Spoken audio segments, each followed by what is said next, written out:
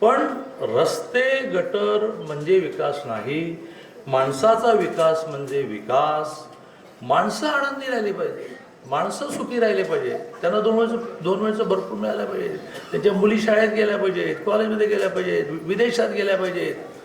तर विदेशात त्याच्या कॉन्व्होकेशनला 9वारीवाली तिची आई गेली पाहिजे, ती हटून बसली पाहिजे की कॉन्व्होकेशनला म्हणजे पदवी घ्यायला तू आलीच पाहिजे. ही बिचारी पहिल्यांदा विमानात बसली, ती पण पहिल्यांदा विमानात बसली ना. ग्रामीण भागातली वर्गीय तर मला आठवत नाही, या इथल्या जवळच्या एका गावातली टेम्पो चालवणाऱ्या ड्रायव्हरची एक मुलगी मला 5-6 वर्षापूर्वी अप्रोच झाली. मोठं पत्र लिहिलं.